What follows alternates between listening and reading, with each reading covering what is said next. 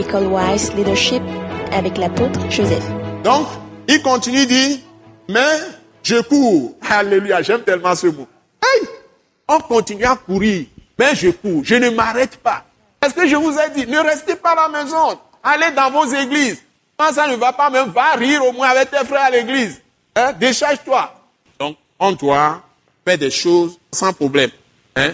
Donc, si Dieu veut te donner à manger, il va te donner à manger, il va susciter quelqu'un, même si tu n'as pas de travail, il va t'habiller aussi, il ne t'oubliera pas.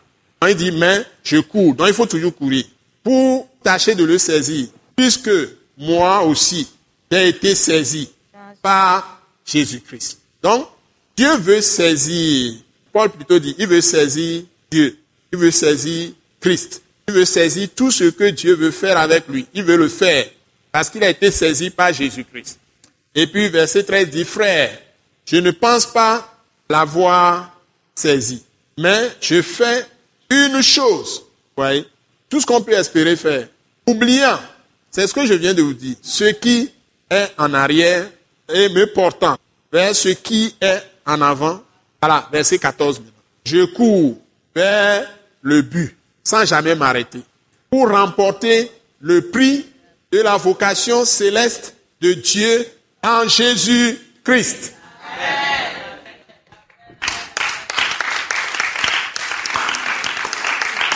Donc, s'il n'y avait pas Jésus-Christ, je n'aurais pas de vocation.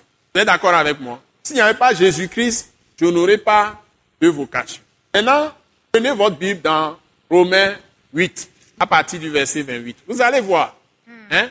C'est-à-dire que c'est Jésus, quand il est venu, maintenant, qu'il a permis à nous tous d'avoir un sens à la vie, un but à poursuivre. C'est lui notre but. C'est lui que nous devons saisir. Et saisir tout son plan qu'il a pour nos vies, selon Éphésiens 2, verset 10. Donc, si nous ne saisissons pas ce qui est Jésus, nous ne saisissons pas tout ce que Dieu a préparé d'avance, comme des œuvres bonnes, nous devons exécuter, accomplir en Jésus-Christ. Nous n'avons pas compris notre appel. Nous n'avons pas compris notre vocation céleste. Et cette vocation céleste de Dieu, c'est curieux. On n'a même pas besoin normalement de main de Dieu. Mais on insiste. Vocation céleste déjà, c'est vocation de Dieu. On dit encore de Dieu. Et on précise en Jésus-Christ. Vous voyez? Donc, si quelqu'un est pasteur, quelqu'un est prophète, quelqu'un est évangéliste, quelqu'un est docteur, pasteur, apôtre, tout ça, quelle que soit la personne fait l'hospitalité, fait la charité, la personne fait l'accueil, la personne fait la louange, l'adoration, la personne fait la nourriture pour les hommes de Dieu, les femmes de Dieu. Comme quand il y a des manifestations, les gens font la nourriture, les gens font le service de nourriture aux gens. Par exemple, des femmes, des gens qui lavent les pieds des apôtres, tout ça, c'est leur coutume en Orient.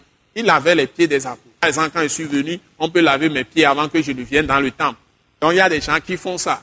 Donc, tout ça, c'est des ministères importants. Tout comme les gens qui prêchent, les gens qui enseignent, qui exhortent, hein, tout comme des gens qui vont faire le ministère de la guérison, qui vont chasser les démons des gens qui ne sont pas encore en Christ. Et tout ce qu'on peut faire, que ce soit les gens qui organisent les mariages, que ce soit les gens qui préparent les réunions, ils vont venir nettoyer les toilettes, nettoyer les cours, nettoyer la salle, et même passer des serpillères mouillées, ou bien nettoyer le sol, tout ça. S'il y a des saletés, ils vont enlever, les poussières, tout ça. Et ils disposent les chaises, ils nettoient les chaises. Hein? Les gens qui vont sortir les instruments de musique. Parfois, ils ne sont même pas du groupe musical. Mais ils vont installer la sonorisation, ils vont mettre les baffes, ils vont mettre toutes sortes de choses. Ce soir, pour cette réunion, beaucoup de gens ont travaillé. Les gens qui ont préparé le tableau. Ça, il faut préparer ce tableau, il faut écrire là-dessus. Les gens qui sortent les tableaux, les gens qui mettent les chaises. Donc, les gens qui font ça, sinon, on n'aurait pas de tâche. Je ne peux pas mettre mes choses ici. Hein? Tout ce travail, c'est comme le corps humain. Nous sommes des hommes, hein? Chacun à sa place, c'est comme le corps humain. Donc, les yeux ne peuvent pas dire à la bouche, je n'ai pas besoin de toi. Hein?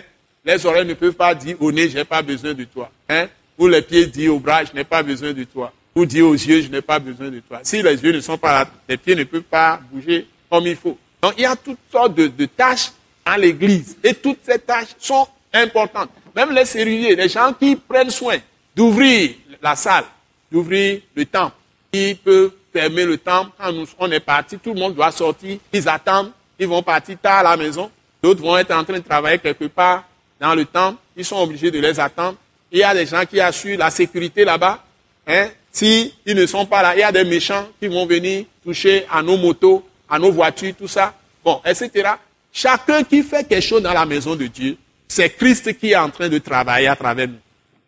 Donc c'est ça la vocation céleste. Donc la vocation céleste de Dieu en Jésus-Christ, nous partageons les fonctions.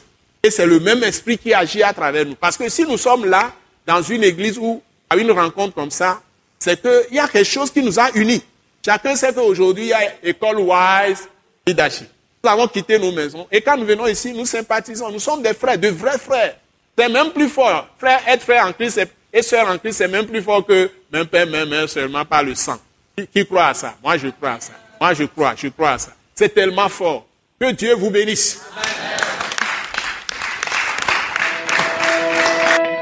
Ce message de l'apôtre Joseph Kodouak Bemehin vous est présenté par le mouvement de réveil d'évangélisation, Action toute âme pour Christ international, Attaque internationale. Pour plus d'informations et pour écouter d'autres puissants messages, merci de nous contacter au numéro indicatif 228 90 04 46 70 ou de visiter le site web atacinternational.org. Soyez bénis en Jésus-Christ.